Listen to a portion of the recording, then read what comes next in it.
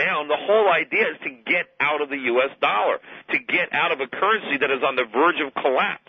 Because the people who don't get out, that just think they're playing it safe, that don't want to take any risk, so they keep their money in the dollar, they are going to be broke. They're going to be completely broke, and that is obvious. It's obvious to me that that's what's going to happen. And if you didn't believe me up until now, you got to believe me now. Look at what Ben Bernanke did. He slashed interest rates to zero. Interest rates are zero now. The money is free. There's no more cuts, right? The Fed can't cut rates anymore. They are out of bullets when it comes to rate cuts. They are at zero right now. And what did Ben Bernanke say he's going to do in the future to stimulate the economy? He is going to run on printing presses as fast as he can, and he's going to buy government bonds. He's going to buy mortgages. He's going to buy credit card debt. He's going to buy all the crap that no one else in the world would want, right? That's what he's going to do. And this is pure inflation, Latin American style. This is hyperinflation. This is Zimbabwe. This is the identical monetary policy. This is what the Weimar Republic did. And we're going to have the same result. You know, they're basically saying they're going to print money until they revive the economy. You can't revive the economy by printing money. They're going to suffocate it to death. It's going to die by hyperinflation. And don't be fooled. I saw this big report on one of the network newses today where they're trying to say how deflation is terrible, how falling prices are terrible, which of course are not deflation. That if people think prices are going to fall, no one's going to buy anything and the whole economy is going to collapse. That is utter and sheer unadulterated nonsense. And I wrote about that in my book. I've talked about it in the air. Falling prices don't stop people from buying. That is nonsense. Do cell phone prices come down? Do laptop computer prices come down? Do plasma TV prices come down? They come down all the time. Does it stop people from buying?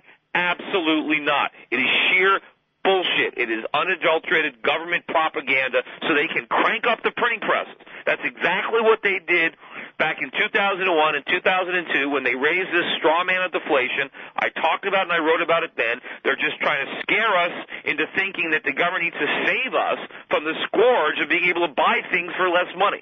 And that the solution is, thank God the government has a solution. They're going to save us from deflation. They're going to print money, right? Which is what they want to do, because they want to print it and spend it and buy their votes. But they are going to destroy this economy with this printing press money. There is no two ways about it. This is what they're doing. This is going to lead to a complete disaster. You know, it's crazy. It's like, would anybody get on a plane if they knew the pilot didn't know how to fly? Right? Would you want to go on a plane if you knew going in the guy flying the plane was completely clueless? He was just going to wing it? You know? No pun intended. Would you get on that plane? Of course not. Well, basically, the people flying the economic plane of the United States haven't a clue how to fly. And they're going to crash into the side of a mountain, and there is no hope anyone on that plane is going to survive. And all you can do is recognize that these guys don't know what they're doing and get off that plane or don't get on it, right? The people who are convinced that they're going to save the economy by printing money and buying up stuff, you know, these are the same people who told us everything was fantastic a year ago, that we didn't have to worry about anything, that it was the economy had never been better, that the fundamentals of the economy were sound. They were completely wrong then, and they're completely wrong now. They didn't understand the problem, and they've got the wrong solution. There is no doubt in my mind that what the government is doing is going to destroy the economy and destroy the currency.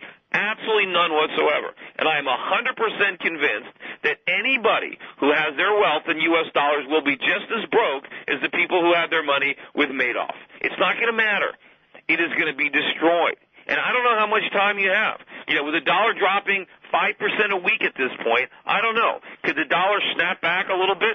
Sure, of course. But what if it keeps falling? What if it's down 5% next week and 5% the week after that? And then what if it drops 10% and another 10%? Who knows? You know, at some point, a year or two from now, the dollar could be dropping 5% a day. You know, that the inflation rate in Zimbabwe is over 100 million% per year. I can't even calculate what that is. But you know what? It didn't start off that bad. It didn't start off that bad. It happened as a result of the monetary policy that we are now pursuing. Now, are we gonna get religion? Are we going to change course? Are we not going to follow the Zimbabwe monetary policy completely? Are we going to change course? I don't know. But you know what? The longer it takes for us to change course, the harder it is to make the change, right?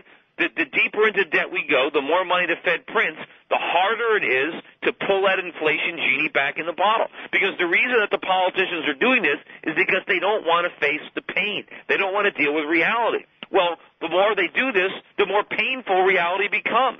So if they can't deal with the pain today, why would they deal with twice as much pain in the future? That is the flaw. In thinking that, well, they're just going to do something later on to stop it. They're not. If they really had the guts to do anything, they'd do it right now. So this is extremely, extremely dangerous. And, you know, if anybody had doubted what I've been saying in the past, I don't see how you can do it now, looking at what they've done. And, you know, as I've said, I said the dollar would fall sharply, and it has. It is dropping like a stone. And the people who bought into this dollar rally bought into a pack of lies. You know, and I talked about the fact that there was no fundamental justification.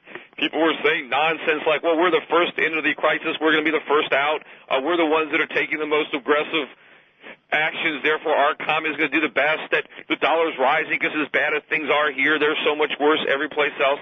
It's all nonsense. None of it was true. There was no fundamental reason for the dollar to go up. It was pure trading. It was deleveraging. It was speculation. It was momentum. None of it had anything to do with the fundamentals for the U.S. economy. If it did, the dollar would have been falling, not rising. Those short-term props are gone. The dollar is now sinking on its own weight, and it's going to drop like a stone. And, you know, there's not a lot of time. You know, as far as foreign stocks right now, look, interest rates are being slashed around the world. Stocks are the only place to be. You got to own real stuff. You can't own paper. Right now, you know, stocks are still cheap. A lot of the stocks that I've been recommending, a lot of these stocks in the last couple of weeks, 2 or 3 weeks, have gone up 30, 40, 50%, not even counting the currency. But these stocks are still way down. Still way down. Now, there are some stocks that are still close to their lows, within 5 or 10% of their lows right now in local currency.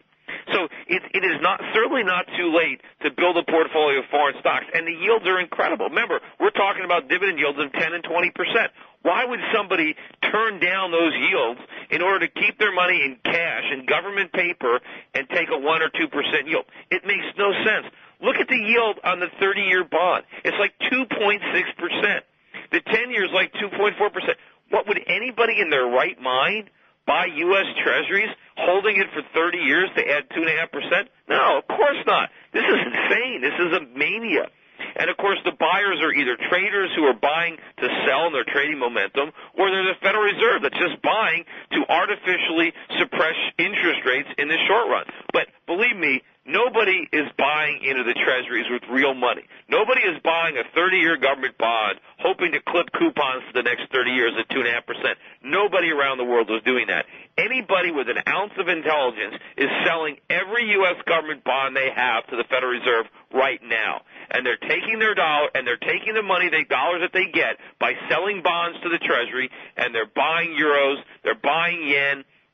The yen now is at a 13 or a 14-year high against the euro. They're buying other things. That's probably why you're seeing bonds rising and the dollar falling, because our foreign creditors are selling their U.S. Treasuries to the Federal Reserve. And when they get in their dollars, they're buying other currencies. And ultimately, right, when the only buyer in town is the Federal Reserve, and for all we know, they're the only buyer right now, right? The bonds are going to collapse. It's not, nobody's going to want them because the money's going to have no value. I mean, think about it, right? What's worse than owning a dollar today? Having the promise to be paid $1 in 30 years. I don't know what the dollar's going to be worth in 30 days, let alone 30 years. Right? So you people have to understand that we are living at a very important moment in time. We are going to witness the destruction of our currency and a massive collapse in our economy. The major economic collapse that is going to be unleashed is not the result of the unwinding of all the imbalances that I've been writing about and warning about for years, right? That's going to happen anyway. This massive disaster, this inflationary or hyperinflationary depression that the government and the central bank is leading us right into, right? This is created by government. Right? This has got nothing to do with the free markets. This has got nothing to do with the tough medicine that we need to take. This is what's going to happen because the government is denying that medicine.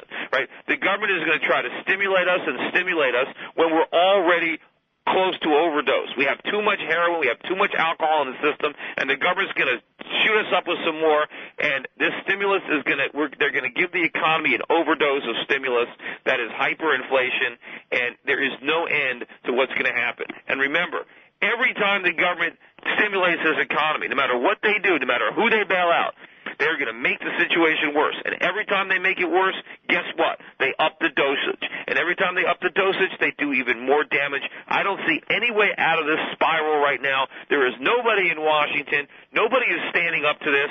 It is just a perpetual a loop of destruction. And all you can do is get out of the way, because it's going to destroy everybody in its wake. And as I said, you can't be worried about, well, the short-term volatility, or what